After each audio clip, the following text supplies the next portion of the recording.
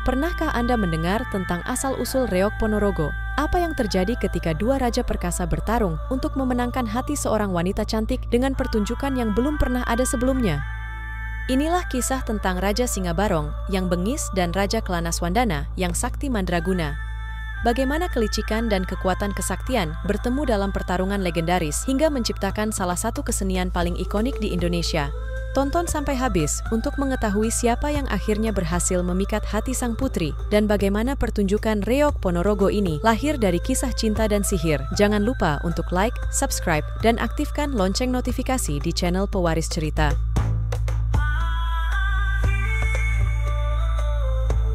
Asal mula Reog Ponorogo berakar dari masa kerajaan Kediri. Pada waktu itu, sang raja merasa cemas karena putrinya terus-menerus menolak lamaran dari berbagai raja. Sang raja mengingatkan putrinya bahwa sikapnya tersebut bisa memicu kemarahan para pangeran dan raja yang kecewa, yang mungkin saja dapat mengancam keselamatan kerajaan Kediri. Untuk menghindari potensi konflik, putri raja menetapkan syarat yang sangat sulit bagi calon suaminya. Ia menginginkan sebuah pertunjukan yang belum pernah ada sebelumnya, lengkap dengan 140 kuda kembar dan binatang berkepala dua sebagai iringan pernikahan. Mendengar syarat tersebut, banyak raja mengundurkan diri dari niat melamar Dewi Sanggalangit. Hingga akhirnya, hanya tersisa dua raja yang berani menerima tantangan itu. Mereka adalah Raja Singabarong yang dikenal bengis dan kejam. Dengan tubuh besar dan bagian leher ke atas, berwujud harimau, berbulu lebat penuh kutu, serta Raja Kelanaswandana yang terkenal gagah, tampan, dan sangat sakti.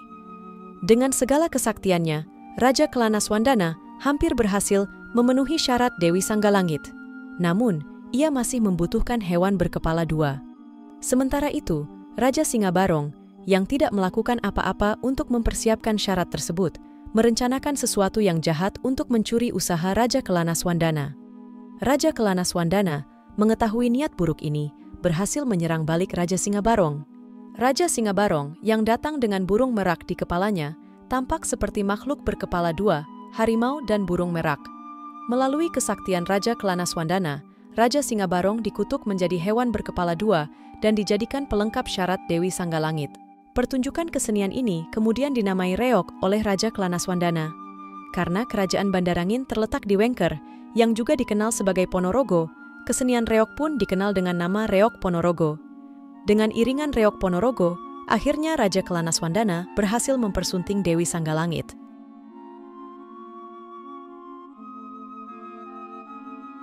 Legenda kesenian Reog ini mengandung unsur sindiran atau satire, serta memiliki makna simbolis yang muncul pada masa pemerintahan Raja Bre Kertabumi, raja terakhir Kerajaan Majapahit.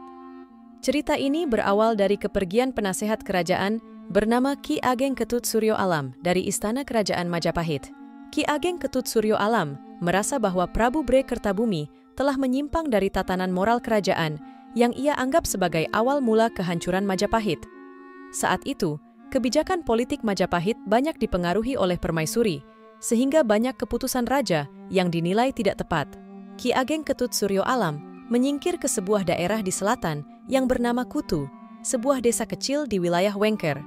Di sana, ia mendirikan sebuah padepokan yang mengajarkan sikap seorang prajurit dan kesatria yang gagah berani.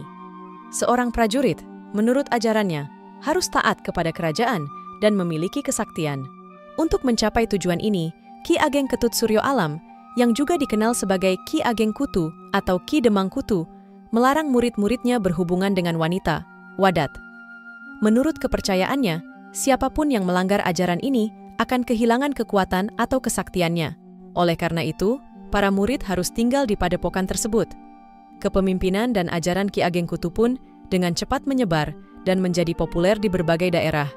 Di padepokannya, Ki Ageng Kutu merenung dan memikirkan strategi untuk melawan Majapahit yang dianggapnya telah menyimpang. Dalam perenungannya, ia menyadari bahwa peperangan bukanlah cara terbaik untuk menyelesaikan masalah. Maka, ia menciptakan perlawanan secara psikologis dengan membuat kritikan lewat media kesenian. Ia menciptakan sebuah drama tari yang menggambarkan keadaan kerajaan Majapahit dan menamainya Reog. Dalam drama tari tersebut, Ki Ageng Kutu sebagai tokoh warok dikelilingi oleh para muridnya, menggambarkan pentingnya peranan dan fungsi seorang sesepuh yang harus diperhatikan. Tokoh utama dalam drama tersebut adalah Singo Barong, yang mengenakan bulu merak di atas kepalanya, melambangkan kesombongan sang raja yang selalu dipengaruhi kecantikan permaisurinya dalam menentukan kebijakan kerajaan.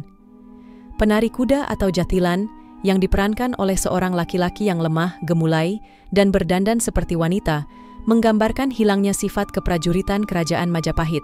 Tarian penunggang kuda yang aneh ini menggambarkan ketidakjelasan peran prajurit kerajaan dan ketidakdisiplinan prajurit terhadap rajanya. Namun, sang raja berusaha mengembalikan kewibawaannya kepada rakyat yang digambarkan dengan penari kuda, jatilan, yang berputar-putar mengelilingi sang raja. Seorang pujangga kerajaan digambarkan oleh tokoh Bujang Ganong yang memiliki wajah berwarna merah, mata melotot, dan hidung panjang. Ia melambangkan orang bijaksana yang memiliki pandangan jauh ke depan, namun tidak dihiraukan oleh raja, sehingga harus menyingkir dari kerajaan. Setelah Ki Ageng Kutu meninggal, kesenian ini dilanjutkan oleh Ki Ageng Mirah pada masa Bathara Katong, Bupati pertama Ponorogo, hingga sekarang. Oleh Ki Ageng Mirah, cerita yang berlatar belakang sindiran tersebut digantikan dengan cerita Panji. Kemudian, tokoh-tokoh Panji seperti Prabu Kelana Sewandana dan Dewi Songgolangit dimasukkan ke dalam cerita, menggambarkan peperangan antara Kerajaan Kediri dan Bantar Angin.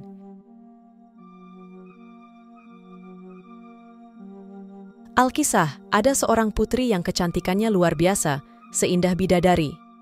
Kecantikannya yang terkenal ke berbagai penjuru adalah Dyah Ayu Dewi Songgolangit, putri dari Raja Kediri. Kemasyhuran Dewi Songgolangit sampai ke telinga Prabu Kelana Sewandana, Raja Sakti dari Kerajaan Bantarangin. Tergoda oleh kisah kecantikannya, Prabu Kelana Sewandana langsung jatuh cinta pada Dewi Songgolangit. Oleh karena cinta yang mendalam itu, Prabu Kelana Sewandana mengutus patihnya, Pujangga Anom atau yang dikenal sebagai Bujang Ganong, untuk melamar sang putri. Maka berangkatlah sang patih menuju Kerajaan Kediri. Dalam perjalanannya, Bujang Ganong dihadang oleh Singo Barong, penguasa segala harimau di tapal batas Kerajaan Kediri, yang kerap disebut Lodaya. Singo Barong memiliki wujud yang tidak biasa, tubuh manusia dengan kepala harimau. Ternyata, Singo Barong telah diperintahkan oleh Raja Kediri untuk memeriksa dan melarang siapapun yang mencoba masuk ke wilayah Kerajaan Kediri tanpa izin. Perjalanan Bujang Ganong pun terhenti di perbatasan, dan pertemuan antara kedua kesatria ini berubah menjadi perselisihan sengit yang akhirnya memuncak menjadi pertempuran fisik. Karena kesaktian Singo Barong, Bujang Ganong kalah dan terpaksa berlutut di hadapan Singo Barong. Singo Barong kemudian memerintahkan Bujang Ganong untuk kembali ke Bantarangin dan melaporkan kekalahannya. Sesampainya di Kerajaan Bantarangin, Bujang Ganong langsung menghadap Prabu Kelana Sewandana. Mendengar laporan kekalahan tersebut, sang raja marah besar dan memerintahkan Bujang Ganong untuk mengumpulkan semua kekuatan tentaranya untuk menyerang Singo Barong dan Kerajaan Kediri. Bujang Ganong pun mempersiapkan para prajurit Bantarangin untuk menghadapi penguasa Lodaya, Prabu Singo Barong, yang terkenal sakti mandraguna. Di sisi lain, Prabu Kelana Sewandana semakin penasaran dan geram kepada Singo Barong karena mampu mengalahkan patihnya yang terkenal cerdik dan sakti. Keesokan harinya, setelah semua persiapan selesai, pasukan Bantarangin berangkat menuju perbatasan dengan tekad yang berkobar. Prabu Kelana Sewandana memimpin perjalanan ini, berniat melamar Dewi Songgolangit. Dalam hatinya, ia bertekad akan menghancurkan Kediri jika lamaran ditolak. Sepanjang perjalanan, Prabu Kelana Sewandana diiringi suara bende dan gong yang riuh, memberi semangat kepada pasukannya. Namun, setibanya di perbatasan Kerajaan Kediri, pasukan Bantarangin kembali dihadang oleh Singo Barong dan bala tentaranya. Pertempuran dahsyat pun terjadi. Kesaktian pasukan Singo Barong ternyata sangat sulit ditaklukkan oleh prajurit Bantarangin, sehingga Prabu Kelana Sewandana terpaksa turun tangan sendiri. Pertarungan antara Prabu Kelana Sewandana dan Singo Barong berlangsung sengit. Keduanya sangat sakti dan saling serang. Akhirnya, Prabu Kelana Sewandana mengeluarkan pusaka andalannya, Cemeti Samandiman. Dengan sekali cambuk, Singo Barong langsung lumpuh kehilangan kekuatannya. Singo Barong mengakui kekalahannya dan tunduk kepada Prabu Kelana Sewandana. Prabu Kelana Sewandana bersedia menerima Singo Barong, asalkan ia mau menunjukkan jalan menuju Kerajaan Kediri dan membantu mencapai tujuannya. Kedua pasukan kemudian bergabung dipimpin oleh Singobarong dan Bujangganong menuju kerajaan Kediri. Berkat bantuan Singobarong, rombongan Prabu Kelana Sewandana akhirnya sampai di istana. Prabu Kelana Sewandana diizinkan menghadap Raja Kediri dan menyampaikan maksud kedatangannya untuk meminang Dyah Ayu Dewi Songgolangit. Singkat cerita, sang putri ternyata juga menaruh hati pada Prabu Kelana Sewandana. Raja Kediri merestui mereka. Akhirnya, Prabu Kelana Sewandana berhasil mempersunting Dyah Ayu Dewi Songgolangit.